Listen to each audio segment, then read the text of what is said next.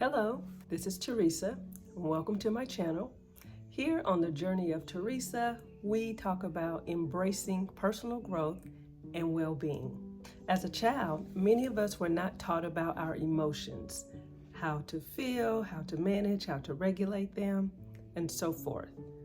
And so today we're going to dive into emotional awareness. And this is, it can be a lengthy topic, so this may end up being a part 1 and a part 2.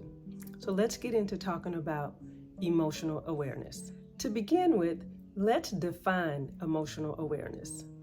It is the ability to recognize, understand, and effectively manage our own emotions, as well as understanding the emotions of others. So there are two main components to emotional awareness: understanding and recognizing your own emotions, and recognizing and understanding and empathizing, basically empathizing with the emotions of others.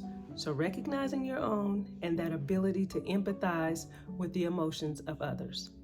So it's important to realize that before you can empathize with others, you have to learn to recognize, understand, and regulate your own emotions. We have to take care of ourselves first before we can take care of others. That dynamic and that skill set is the same when it comes to emotional awareness.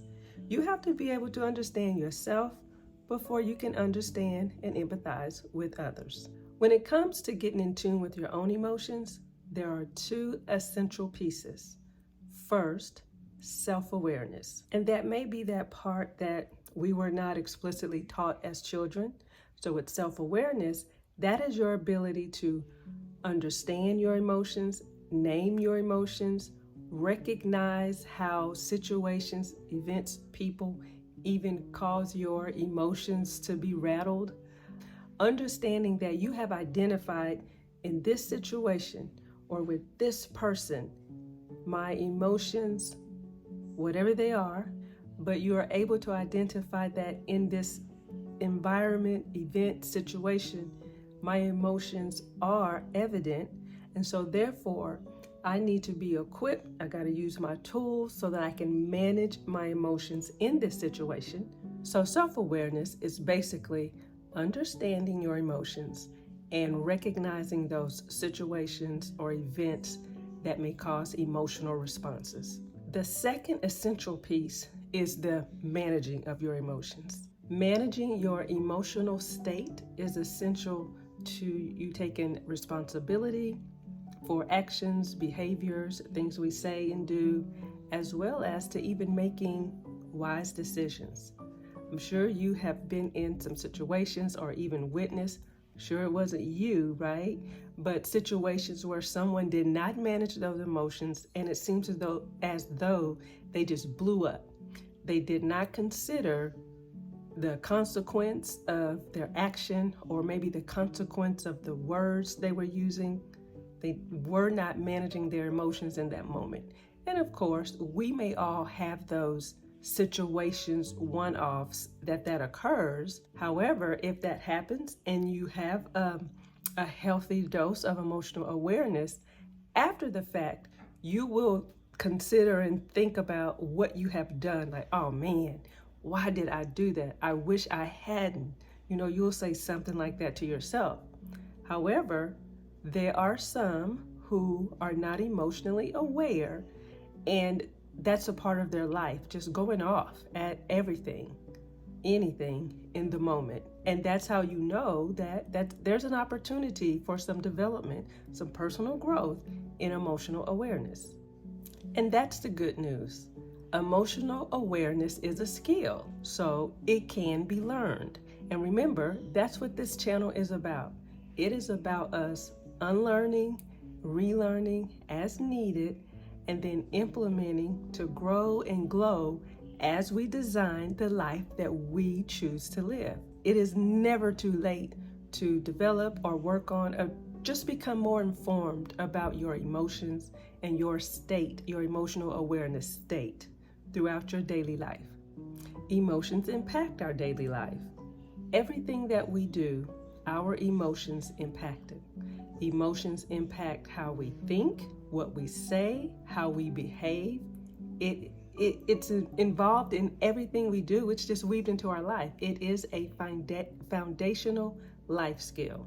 That is what emotional awareness is. I want you to imagine a heated argument, let's say between you and a friend, family member, colleague, just you and someone else. There are two paths to this heated argument.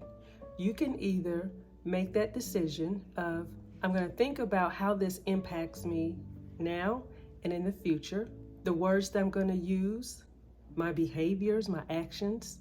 And in that, that's considered a response in emotional awareness. That means you're taking that moment to consider how you impact the other person and just what that exchange looks like. Emotional awareness. When we're not operating in emotional awareness, that looks like just going off, saying whatever you want to whomever you want, whenever you want, how you want, not even thinking about how this is impacting. That's a moment that lacks emotional awareness. I want to give you one way how you can begin to cultivate emotional awareness, and that is simply to begin to be aware, acknowledge your emotions. Emotions are not good or bad. Emotions are like a smoke detector. They are an indicator. They're letting you know you're feeling something. So rather than suppress that emotion, I want you to think about it and name it. What am I feeling? And then identify that emotion. And then what caused it? Why do I feel this way?